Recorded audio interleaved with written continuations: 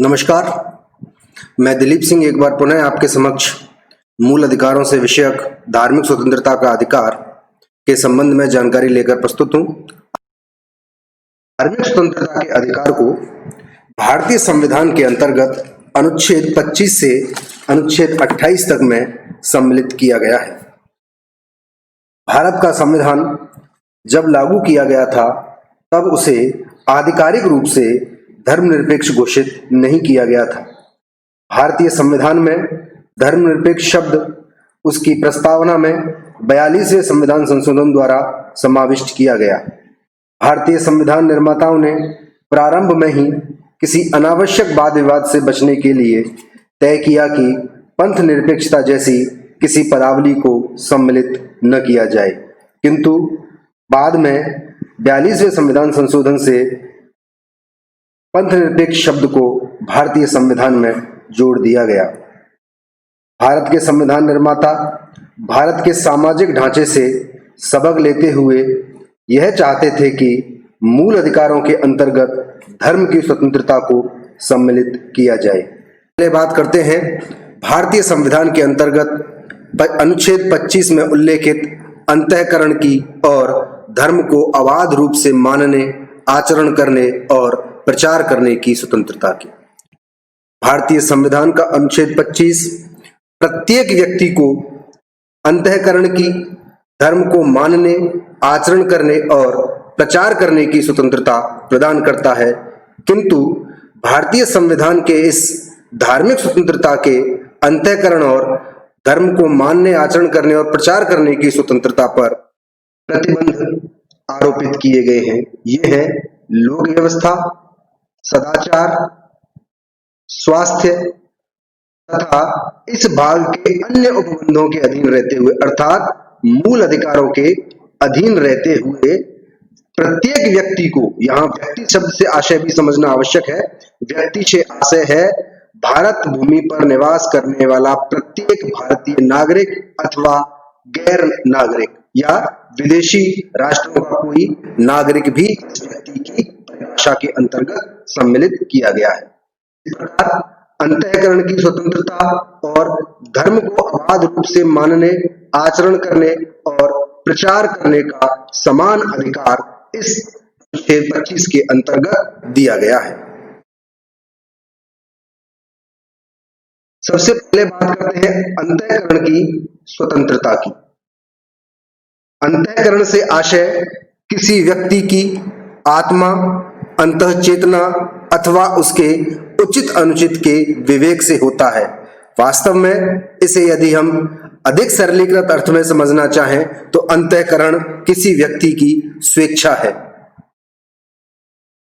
अंतःकरण की स्वतंत्रता के अंतर्गत किसी व्यक्ति को न केवल किसी धर्म को मानने का अपितु किसी दूसरे धर्म को स्वीकार करने अथवा धर्म परिवर्तन करने की स्वतंत्रता भी प्राप्त है, किंतु किसी अन्य व्यक्तियों का धर्म परिवर्तन कराने का अधिकार इस अनुच्छेद के अंतर्गत प्राप्त नहीं है।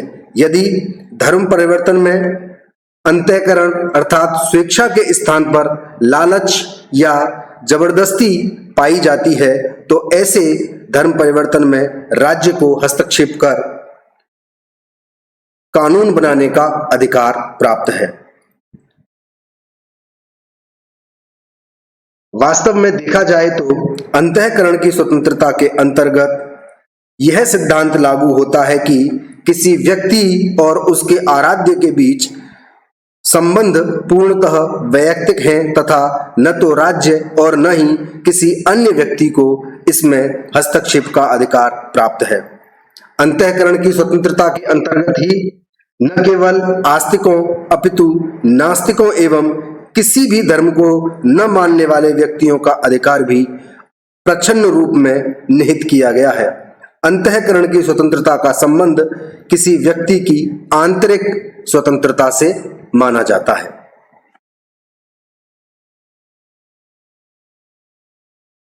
अनुच्छेद 25 के अंतर्गत दूसरे प्रकार की धर्म की स्वतंत्रता भी उल्लेखित की गई है, जिसमें धर्म को अबाध रूप में मानने, धर्म का आचरण करने और प्रचार करने की स्वतंत्रता प्रदान की गई है।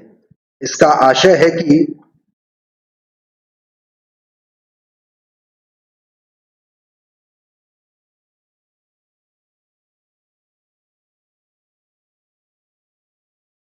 धर्म को मानने से आशय है कि किसी धर्म के प्रति कोई व्यक्ति अपनी आस्था, विश्वास, श्रद्धा एवं अनुराग को मुखर रूप में स्वीकार कर सकता है अथवा प्रकट कर सकता है।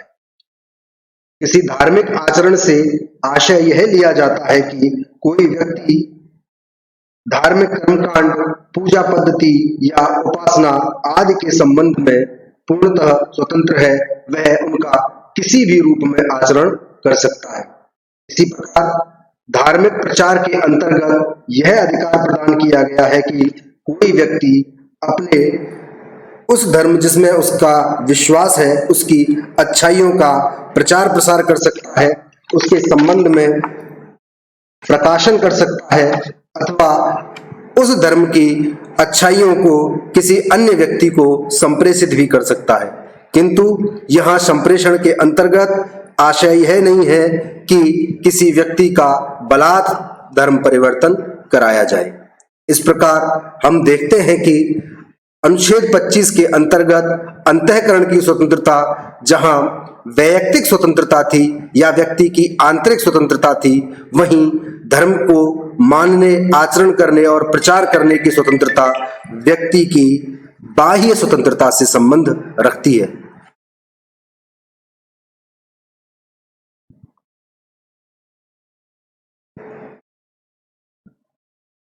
अनुच्छेद 25 यद्यपि अंतःकरण की और धर्म की स्वतंत्रता की तो बात करता है, किंतु इसी अनुच्छेद का खंड 2 राज्य को यह शक्ति प्रदान करता है कि वह किसी ऐसी विधि का निर्माण कर सकता है या किसी ऐसी विधि जो पूर्व से चली आ रही है उसको लागू करा सकता है, जो कि किसी धार्मिक आचरण से संबंध हो और उसका आर्थिक, वित्तीय, राजनीतिक या अन्य किसी सांसारिक क्रियाकलाप से संबंधित हो, उसे वह विनियमित या निर्बंधित कर सकता है। अनुच्छेद 25 का खंड 2 राज्य को धार्मिक आचरण के बारे में किसी आर्थिक या वित्तीय, राजनीतिक या अन्य किसी प्रकार की गतिविधि को नियंत्रित या नियमित करने का अधिकार देता है। अनुच्छेद 25 का खंड 2 का भाग ख यह बताता है कि सामाजिक कल्याण और सुधार के लिए या सार्वजनिक प्रकार की हिंदुओं की धार्मिक संस्था को हिंदुओं के सभी वर्गों और अनुभागों के खोलने के लिए राज्य उपबंध कर सकता है। इसका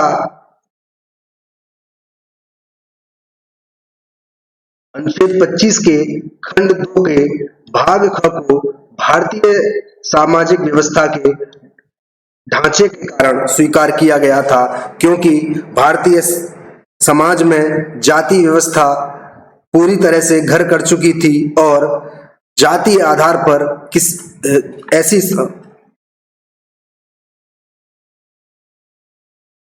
हिंदुओं की संस्थाओं में अनेक निम्न मानी जाने वाली जातियों को प्रवेश की अनुमति नहीं थी। इसीलिए इस प्रावधान के द्वारा राज्य को यह निर्देश दिया गया है कि वह हिंदुओं की सभी धार्मिक संस्थाओं को सभी वर्गों के लिए खोले। अब सबसे पहले बात करते हैं अनुच्छेद 25 के खंड 2 के भाग ख में कही गई बात को, जिसमें हिंदुओं के सभी वर्गों और हिंदुओं की धार्मिक संस्थाओं शब्द का प्रयोग किया गया है। इससे क्या आशय है? संविधान में हिंदुओं के प्रति निर्देश के संबंध में स्पष्टीकरण 2 के अंतर्गत यह स्पष्ट रूप से कहा गया है कि हिंदू शब्द के अंतर्गत सिख, जैन या बौद्ध धर्म भी सम्मिलित है। अर्थात हिंदुओं की संस्थाओं से आशय इन तीनों धर्मों की संस्थाओं से भी लिया जाएगा तथा हिंदुओं के वर्गों के संबंध में भी इन्हीं तीनों धर्मों को सम्मिलित करते हुए माना जाएगा। अर्थात इन तीनों धर्मों की संस्थाएं भी हिंदुओं के समान सभी वर्गों के लिए खोली जाएंगी और सभी अन्य वर्गों के व्यक्ति इन संस्थाओं में जा सकेंगे। इसी प्रकार स्पष्टीकरण 1 के अंतर्गत सिख धर्म के संबंध में एक विशिष्ट प्रावधान किया गया है कि सिख धर्म के अनुयायियों द्वारा कृपाण धारण करना और उसे लेकर चलना किसी भी परिस्थिति में सिख धर्म से अलग नहीं माना जाएगा और उसे सिख धर्म का भाग मानते हुए कृपाण धारण करने और साथ में लेकर चलने की छूट होगी। हम बात करते हैं अनुच्छेद 26 के अंतर्गत धार्मिक कार्यों के प्रबंध की स्वतंत्रता की। इसके अंतर्गत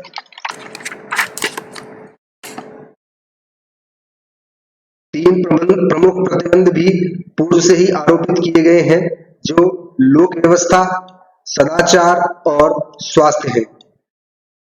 धार्मिक कार्यों के प्रबंध के स्वतंत्रता के अंतर्गत 4 प्रकार की बातों का विशिष्ट उल्लेख किया गया है, जिनमें धार्मिक और पूर्ण प्रयोजनों के लिए संस्थाओं की स्थापना और पोषण का अधिकार दिया गया है। अर्थात कोई व्यक्ति या व्यक्ति समूह मिलकर किसी धार्मिक या अन्य इसी प्रकार के किसी प्रयोजन के लिए संस्थाओं की स्थापना कर सकते हैं और उनका पोषण अर्थात अनुरक्षण या संरक्षण भी कर सकते हैं। इसी प्रकार धर्म विषयक कार्यों के प्रबंध की भी स्वतंत्रता प्रदान की गई है। धर्म विषयक कार्यों से आशय पूजा या पद्धति की उपासना, धार्मिक समारोह या अनुष्ठान आदि के आयोजन से है, जिनके लिए भी धार्मिक विषयक कार्यों का प्रबंधन किया जा सकता है। अनुच्छेद 26 में अगली बात यह कही गई है कि धार्मिक संस्थाओं को जंगम और स्थावर संपत्ति के अर्जन और स्वामित्व का अधिकार होगा। जंगम से आशय चल संपत्ति से और स्थावर से आशय अचल संपत्ति से माना जाता है। ऐसी संपत्तियों का अर्जन और स्वामित्व धार्मिक प्रयोजनों से किया जा सकता है। अगले भाग में यह कहा गया है कि ऐसी किसी प्रकार की संपत्ति जो कि चल अचल संपत्ति किसी धार्मिक संस्था से संबंधित हो, उसका विधि के अनुसार प्रशासन करने का अधिकार भी इन संस्थाओं को होगा। विधि से आशय है कि इन संस्थाओं को कानून से परे संचालित नहीं किया जाएगा, किंतु इनका संचालन इन संस्थाओं द्वारा प्रबंधन और प्रशासन किया जा सकेगा।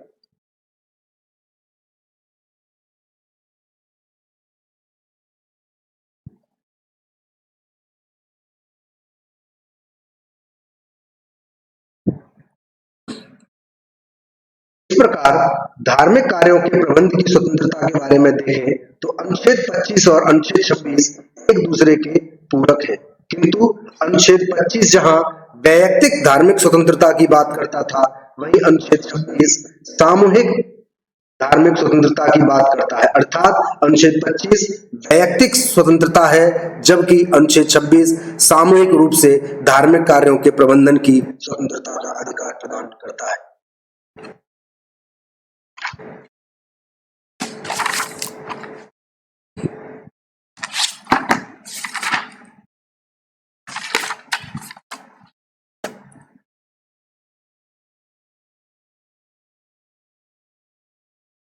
अनुच्छेद 27 के अंतर्गत किसी विशिष्ट धर्म की अभिवृद्धि के लिए करों के संदाय के बारे में स्वतंत्रता का प्रावधान किया गया है। इसके अंतर्गत कहा गया है कि किसी भी व्यक्ति को ऐसे करों का संदाय करने के लिए बाध्य नहीं किया जाएगा जिनके आगम किसी विशिष्ट धर्म या धार्मिक संप्रदाय की अभिवृद्धि या पोषण में व्यय करने के लिए विनिर्दिष्ट रूप से विनियोजित किए जाते हैं। अर्थात अनुच्छेद 27 राज्य को यह निर्देश देता है कि वह किसी विशिष्ट धर्म की अभिवृद्धि के लिए न तो कर लगाएगा और न ही किसी व्यक्ति को ऐसे किसी कर की अदायगी के लिए विवश कर सकेगा। यह निर्देश यद्यपि एक तरह से देखा जाए तो नकारात्मक भाव अभिव्यक्त करता है, किंतु इसका सकारात्मक अर्थ इस रूप में लिया जाता है कि राज्य ऐसे करों से आय किसी प्राप्त करों से आय को सभी धर्मों के लिए समान रूप से व्यय कर सकता है। अर्थात किसी एक विशिष्ट धर्म पर तो नहीं, किंतु अन्य या सभी धर्मों पर इस प्रकार के करों से प्राप्त आय को व्यय किया जा सकता है। अनुच्छेद 27 के संदर्भ में एक अन्य प्रमुख बात का उल्लेख करना भी आवश्यक है कि राज्य से यद्यपि करों के प्राप्त करने या करों की अदायगी के बारे में निषेध किया गया है, किंतु राज्य को यह छूट अवश्य प्राप्त है कि वह किसी विशिष्ट धर्म के लिए शुल्क आदि लगा सकता है। उदाहरण के लिए देखें तो विभिन्न तीर्थ स्थानों आदि पर सुविधाएं उपलब्ध कराने के लिए श्रद्धालुओं आदि से किसी प्रकार का शुल्क ग्रहण करने पर कोई मनाही नहीं है। अब बात करते हैं अनुच्छेद 28 के अंतर्गत शिक्षा संस्थाओं में धार्मिक शिक्षा या धार्मिक उपासना में उपस्थित होने के बारे में स्वतंत्रता की। इसके अंतर्गत अनुच्छेद 28 का खंड 1 स्पष्ट करता है कि राज्य निधि से पूर्णतः पोषित किसी शिक्षा संस्था में कोई धार्मिक शिक्षा नहीं दी जाएगी। अर्थात ऐसी कोई शिक्षण संस्था या कोई ऐसी संस्था जो कि राज्य के वित्त से पोषित की गई है, राज्य से पूर्णतः वित्त पोषित है, उसमें किसी भी प्रकार की धार्मिक शिक्षा नहीं दी जाएगी। अनुच्छेद 28 का खंड 2 इस बात की पुष्टि करता है कि खंड 1 की कोई बात किसी ऐसी शिक्षा संस्था को लागू नहीं होगी जिसका प्रशासन राज्य करता है, किंतु उसकी स्थापना किसी विन्यास या ट्रस्ट के माध्यम से की गई है। ऐसी संस्था में धार्मिक शिक्षा देना आवश्यक है। अर्थात यदि कोई संस्था किसी धर्मदाय ट्रस्ट या किसी चैरिटेबल ट्रस्ट के माध्यम से स्थापित की गई है और उस संस्था के अंतर्गत यह मुख्य बात है कि धार्मिक शिक्षा दी ही जाए, तो भले ही ऐसी संस्था का राज्य द्वारा प्रशासन या प्रबंधन किया जाता हो, ऐसी संस्था में धार्मिक शिक्षा देने पर कोई रोक नहीं होगी। इसी प्रकार अनुच्छेद 28 के खंड 3 में यह कहा गया है कि राज्य से मान्यता प्राप्त या राज्य निधि से सहायता पाने वाली शिक्षा संस्थाओं में उपस्थित होने वाले किसी व्यक्ति को किसी संस्था में दी जाने वाली धार्मिक शिक्षा में भाग लेने के लिए या किसी संस्था में उससे संलग्न स्थान में की जाने वाली धार्मिक उपासना में उपस्थित होने के लिए तब तक बाध्य नहीं किया जाएगा जब तक कि उस व्यक्ति ने या यदि वह अवयस्क है तो उसके संरक्षक ने इसके लिए अपनी सहमति नहीं देती है। अर्थात ऐसी कोई संस्था जो कि राज्य से मान्यता प्राप्त है या राज्य निधि से सहायता प्राप्त है, उसमें धार्मिक शिक्षा दी तो जा सकेगी, किंतु ऐसी धार्मिक शिक्षा दे जाने से पूर्व उस व्यक्ति की सहमति लेना आवश्यक होगा। यदि कोई व्यक्ति अवयस्क है तो आवश्यक है कि ऐसी धार्मिक संस्था में कोई धार्मिक शिक्षा देने से पूर्व उस अवयस्क व्यक्ति के संरक्षक अथवा अभिभावक से पूर्व सहमति प्राप्त कर ली जाए। इस प्रकार हमने आज के इस मूल अधिकारों के अंतर्गत जाना कि धार्मिक स्वतंत्रता का अधिकार भारतीय संविधान के किन अनुच्छेदों में प्रदान किया गया है और उसके विभिन्न आयाम क्या क्या हैं।